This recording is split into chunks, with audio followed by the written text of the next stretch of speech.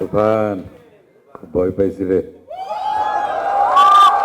যে উনি আসলে বাংলা সিনেমার জন্য মানে ডেডিকেটেড একজন মানুষ, শুধুমাত্র অভিনেতা নন। সময়টা কিন্তু আমাদের হাতে, আমাদের অনুকূলে। ডিরেক্টরের প্রশংসা করব, প্রডিউসারের প্রশংসা করব, শাকিব খানের প্রশংসা করব, নাকি এখানে রনি আছেন, মিমি, নাবিলা, নাকি আমার প্রশংসা আমি করব? আমি আসলে প্রশংসাটা করব প্রথমে সাংবাদিক ভাই বোনদের। কারণটা হচ্ছে, আমরা তো কোনো না কোনোভাবে যারা মিডিয়াতে কাজ করি, কোনো না কোনো সময় প্রতিদিনের রাতেই কিন্তু আমরা সাংবাদিক ভাই বোনদের খবরের শিরোনাম হই। এই শিরোনামটা আপনারাই করে দেন। অনেক সময় কোন নায়িকা সকালবেলা ডিম ভাজি খেলো অথবা ডিম পোস্ট খেলো, এটা ইদানিং বেশি থাকে। যাক, তারপরেও আমরা যে ভালো কাজ করার চেষ্টা করছি, একমাত্র আপনাদের মাধ্যমেই সেই খবরটা সারা দেশের দর্শকের কাছে পৌঁছাতে পারে। সেই জন্য আপনাদের কাছে আমার অশেষ কৃতজ্ঞতা। এবং আমি আমার অভিনয় জীবন দিয়ে যদি বলতে চাই যে আমার অভিনয় জীবনের যা কিছু অর্জন বা যে প্রচার প্রচারণা পরিচিতি, হ্যাঁ, ভালো কাজ তো কম বেশি সবাই করে, কিন্তু সেই কাজটি আসলে দর্শকের ভেতর পজিটিভ ওয়েতে প্রচারটা করতে হয়।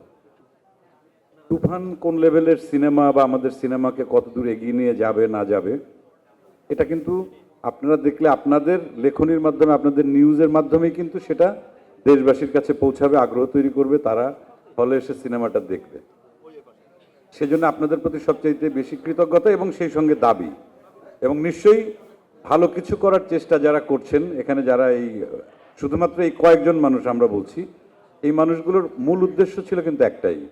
প্রডিউসার লেভেল থেকে যারা প্রডিউসার আছেন এখানে, সাকিব ভাইয়ের কথা বলি অথবা আমরা যার যার ডিরেক্টর হিসেবে রায়হান রাফি, আমরা সবাই চেয়েছি যে বাংলাদেশে এমন কিছু হোক। সময়টা কিন্তু আমাদের হাতে, আমাদের অনুকূলে।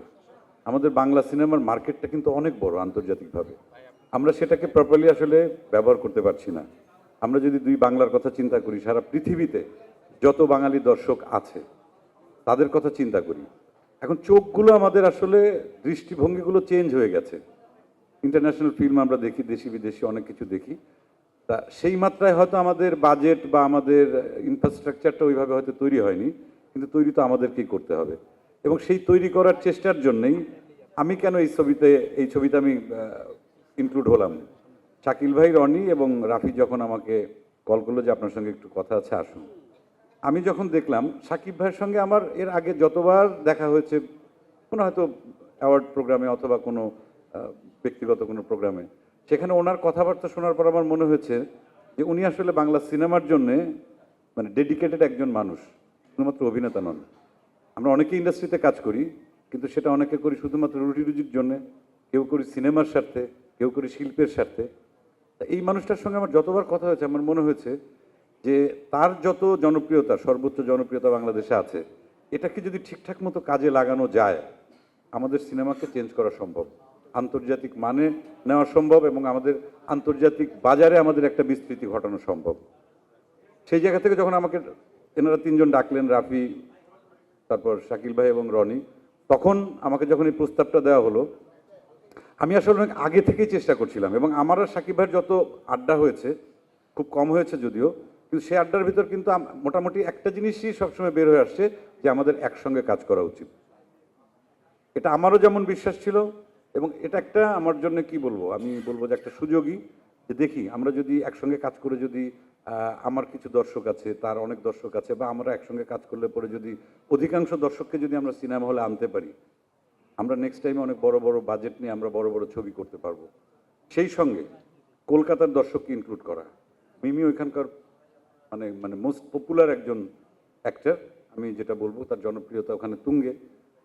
তার মানে কি, আমরা আমাদের সঙ্গে আমরা একাত্ম হয়ে কাজ করব, সেই সঙ্গে কিন্তু আমার মনে হয় কি যে সারা পৃথিবীতে যত বাংলা ভাষাভাষী আছেন, যত দর্শক আছেন, তাদেরকে শুধুমাত্র ছোট্ট একটা শক্তি দিয়ে আসলে তাদেরকে ধরা সম্ভব না। শক্তিটাকে আসলে বৃহত্তর করতে হবে, সেই সঙ্গে আমাদের একসাথে কাজ করতে হবে।